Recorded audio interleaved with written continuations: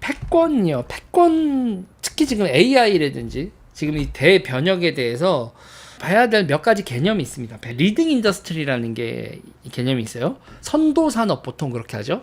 경제 성장을 이끄는 선도 산업이다 이렇게 얘기를 하는데 그 산업들이 리딩 인더스트리가 되는 거는 단순히 경제 성장을 이끈다라는 그것만으로 구성되진 않습니다. 패권이라는 건 우위거든요. 힘의 우위. 기술적 우위와 군사적 우위를 동시에 가져다 주는 산업이 경제 성장의 핫 아이콘, 우리 생활을 바꾸는 핫 아이콘이 됩니다. 리딩 인더스트리로 투자자들이 투자하고 국가가 정책적으로 밀어주기로 결정을 할 땐 세 가지를 달성해야 된다. 경제 성장을 시킬 수 있는 요소가 있어야 되고 기술적 우위와 군사적 우위 이 세 가지는 충족을 시켜줘야 리딩 인더스트리가 된다고 하거든요. 자, 지금 AI가 이거에 해당을 한다고 얘기를 합니다. 그러니까 이런 거 얘기할 땐 과거를 좀 봐야 돼요. 석유 산업을 보면 여러분 석유 정제하려면 엄청나게 큰 정유소 필요하고 그렇죠. 그게 그냥 고래기름 대체한다고 그렇게 투자가 크게 벌어졌을까요?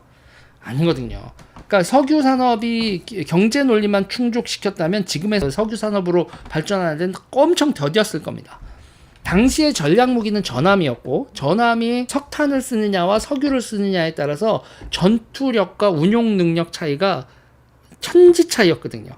그래서 석유를 쓰는 전함이 더 먼 거리에서 더 빠르게 기동할 수 있고 더 빠른 전함은 폭격과 기동에서 우위를 점한다. 이거를 알아본 사람이 처칠이었어요. 영국 해군성 장관 처칠이 그걸 알아보고 전함의 연료를 석탄에서 석유로 바꾸었기 때문에 석유 산업이 대규모 설비 투자를 초반에 할 수 있었던 겁니다. 국가의 지원 속에서. 그리고 석유는 연료 탱크에 들어가고 석탄은 이제 포대로 저장을 하는데 그 포대에서 미세먼지 날리고 그러면 수병들, 해군들 말이에요. 그 진폐증 걸리고 장난 아니죠. 자, 처칠이 그렇게 석유로 바꾸면서 그 당시 전함은 전략의 상징이었거든요. 지금의 핵무기 같은 위상이 전함이었거든요. 그 전함의 전략적 가치를 높이는 기술적 우위와 군사적 우위를 가져다주는 석유였기 때문에 석유 산업이 그렇게 초기 투자를 받을 수 있었고 정부의 지원도 받을 수 있었던 거거든요. 자, 군수의 필요성이 투자로 이루어지고 그 투자가 민간으로 흘러간 케이스가 전형적으로 석유 산업이 그랬고요. 반도체도 그렇습니다. 반도체는 맨 처음에 왜 필요했냐면요. 신관 때문이에요. 폭탄이 가서 근처에 갔다 빵 터지고 지연 신관 뭐 이런 여러 가지로 신관이 다 반도체로 작동을 했거든요. 포탄이 여러분 얼마나 많이 소비가 됩니까? 반도체 트랜지스터 수요가 폭발을 하고 그 수요가 반도체 산업의 시작을 알렸죠. 민간의 수요만으로 대규모 인력 생산시설 기술 투자가 발생하는 건 쉬운 얘기가 아닙니다. 군사적 우위, 기술적 우위를 가져다 준다라는 거에 대규모 투자가 이루어지고 인력이 투입되고 그 다음에 경제 성장을 유발하는 이렇게 연결이 된다. 자, 그래서 우리는요 이런 산업 경제 성장을 가져다주고 기술적 우위와 군사적 우위를 가져다주는 이런 산업이 등장할 때마다 세상이 뒤집힙니다. 산업 구조 조정이라고도 얘기를 하고 뭐라고도 하는데 세상이 뒤집힌다. 이런 산업이 나오면 패권 국가가 바뀌고 잘 살고 못 살던 나라의 순위가 바뀌고 막 그렇습니다. 그리고 우리의 생활도 바뀌고요. 그래서 지금 우리의 IT 산업하고는 비교도 안 될 수준의 기술적 우위, 군사적 우위, 경제 성장 세 가지를 이루는 게 바로 AI고 그리고 로봇이죠. 로봇 또는 드론 이렇게 얘기를 하죠. 지금 우크라이나에서도 드론이 이거 장난 아닌데 이런 얘기 벌써 나오잖아요. AI, 로봇, 드론 이런 것들이 세 가지를 충족시킨다. 다시 반복합니다, 여러분. 경제 성장, 기술적 우위, 군사적 우위. 이거는 앞으로 주식 투자를 하실 때도 항상 고려를 해봐야 돼요. AI 기술이 군사적 우위를 가져오기 위해서 어떤 기업이 무엇을 개발을 했다더라, 어떤 기술적인 연구가 논문이 나왔다더라, 학교에서 무슨 일이 있었다더라, 그게 산업이 돼서 민간에서 어떤 경제 성장을 유발한다거나 이게 주식 투자의 성패를 가르기도 할 거기 때문에 제가 나중에 디테일하게도 얘기를 할게요. 이 세 가지 개념은 같이 저랑 공유를 하셔야 이 얘기를 나누실 수 있을 겁니다. 경제 성장, 기술적 우위, 군사적 우위 이 세 가지가 정말 세상을 바라보는 데 있어서 키워드 중에 하나다. 그리고 여기서 또 하나가 있어요. 애플이 비전 프로라는 거 만들잖아요. 애플은요 어떤 회사라고 생각하시면 되냐면 인터페이스 회사예요.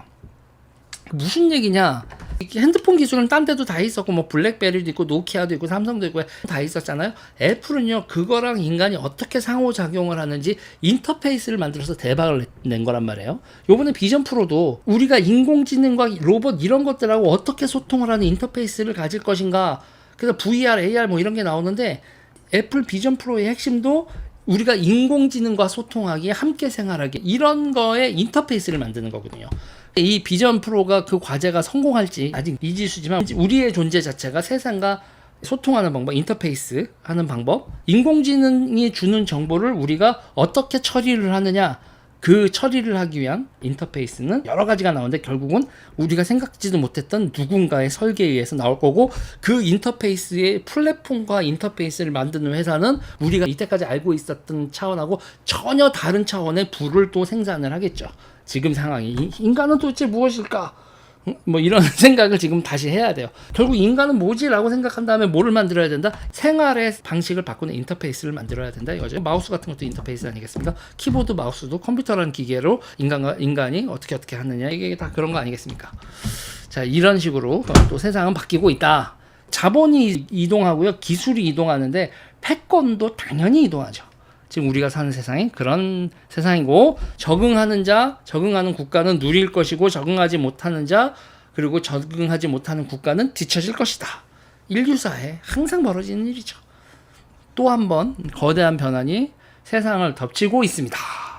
이때까지 이걸 설명한 유재일이었습니다.